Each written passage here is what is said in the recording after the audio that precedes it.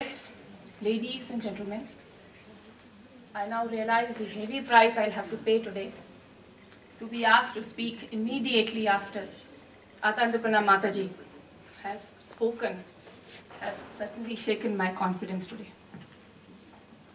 Thank you, Mataji. I notice before me the best young minds and the leading lights on the subject of Vedanta and revered personalities who apply the divine Vedantic principles of service to the needy.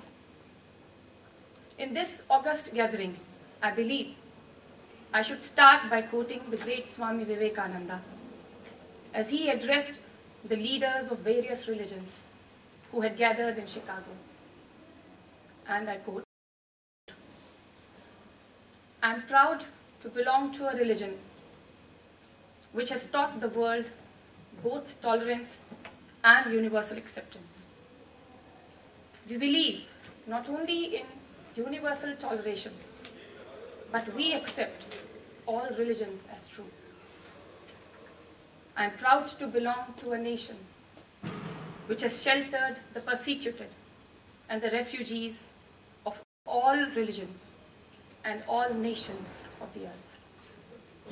I am proud to tell you that we have gathered in our bosom the purest remnant of the Israelites who came to southern India and took refuge in us in the very year in which their holy temple was shattered to pieces by Roman tyranny. I am proud to belong to a religion which has sheltered and is still fostering the remnant of the grand Zoroastrian nation." And he went on to quote a hymn that he had remembered always and was very fond of. As the different streams having their sources in different paths which men take through different tendencies, various though they appear, crooked or straight, all lead to thee. I believe that the discourses and the discussions today will focus on Vedanta and its teachings and their importance in everyday life. What could be a better time to discuss Vedanta than this, when nations are deploying huge resources to prove their superiority over each other? The quarrels amaze me. The arguments surprise me. And I put to you, whom are we competing with? Our own fellow brethren? When hate, greed, and selfishness reign supreme in our hearts and mind, the principles of Vedanta, as virtuous as non-violence, become all the more important. Vedanta believes that it is far more important to eliminate hate and enmity. I'm sure by the end of the day, these discussions will bring out the rays of light that we so desperately need, not just in India, but across the world today. When I was asked to speak on non-violence as a principle of Vedanta, countless thoughts came to my mind. I remembered how since childhood my parents taught me and my brother and sisters that our thoughts, words, and deeds must not harm others. I was told this is the real meaning of non-violence. And so, when this invitation to speak here today came to me, I thought whether Vedanta had something else for me to learn. I started reading about Vedanta, friends, and the thought-provoking views on the subjects of importance in our daily lives led me to believe how difficult it is to practice non-violence. The great Swami once said, non-violence means having ability and strength to strike, hurt someone, and yet restraining oneself from doing so. Therefore, non-violence can only be practiced by the strong and powerful ones. The weak only but make a show of non-violence, for they never had the strength to inflict any harm on anybody. He was of the opinion that ahimsa is the highest ideal. Alas, it is only for a rare few and not for everyone. However, Mahatma Gandhi's views also need deliberation. Allow me here to quote from Gandhiji. The religion of non-violence is not meant merely for the rishis and saints. It is meant for the common people as well. Non-violence is a power which can be wielded equally by all, children, young men and women, or grown-up people, provided they have a living faith in the God of love and have, therefore, equal love for all mankind.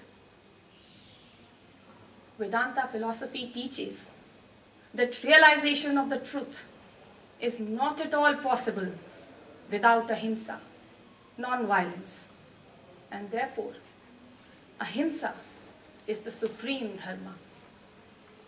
We must understand that non-violence is not passivity or avoidance of conflict.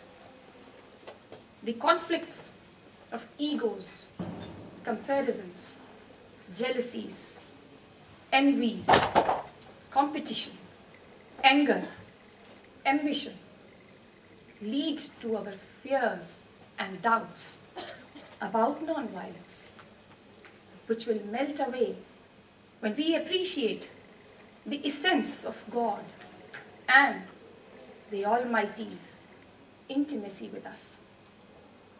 Non-violence in thoughts and emotions is in fact the most challenging and of the highest value. The validity of conflict has been questioned by many philosophers and thinkers. I hark back to Adi Shankaracharya's Atma Shataka. Na punyam na papam, na sokhyam na dukham, na mantro na tirtham, na vedo na yagna, aham bhojanam, naivya bhojyam, na bhokta, chidananda rupa, shivoham shivoham. I have neither virtue nor vice. I do not commit sins or good deeds, nor have happiness or sorrow, or pain or pleasure. I do not need mantras, holy places, Vedas, rituals, or sacrifices. I am indeed that eternal knowing and bliss, Shiva, love and pure consciousness. Today, we may also remember the prophetic words that Dr. Martin Luther King Jr. pronounced from the pulpit of Riverside Church in New York City on April 4, 1967, in his famous sermon called Beyond Vietnam. The war in Vietnam is but a symptom of a far deeper malady within the American spirit. He said, and to cure this malady, to quote him, we must rapidly begin the shift from a thing-oriented society to a person-oriented society. When machines and computers, profit motives, and property rights are considered more important than people, the giant triplets of racism, extreme materialism, and militarism are incapable of being conquered. King instinctively knew and often said that racism was a form of violence. So until violence itself was addressed, racism would never leave us. How right he was. Vedantic ethics emphasize truthfulness, non-violence, self-restraint, forbearance, and compassion to one and all. Both in Bhagavad Gita as well as Yoga Sutras of Patanjali, friendliness, Maitri, and kindness, compassion, Karuna, are two attitudes that are encouraged in working with others. I believe that creation of an environment of fear is also violence. A sense of insecurity in girls, women, children also amounts to a kind of violence. Trafficking of children and women is violence. Denial of education to a child is violence. When the systems in place are not able to provide a good quality of life to its people, that also is violence. Vedanta greatly emphasizes right knowledge because ignorance can be destroyed only by knowledge. Swami Vivekananda wanted India to rise, but that was the spiritual India, based upon the Vedantic principle of the divinity of man and the unity of existence. Swamiji, a messenger of universal brotherhood, wanted India to conquer the world by Indian thought. I'll go back to Swami Vivekananda's appeal when he concluded his address at the Parliament of Religions. Help and not fight.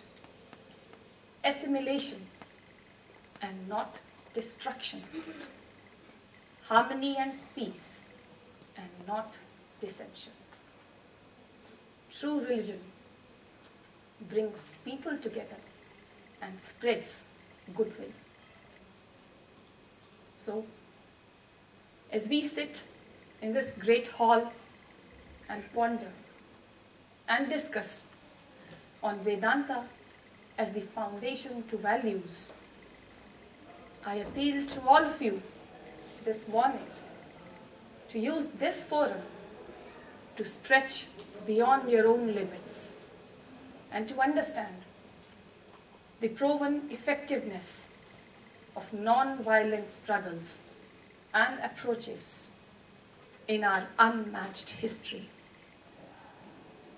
Crystal clear intentions that demonstrate mutual respect and trust are the need of the hour. We need to accept that the ideal is harmony between the means and the ends.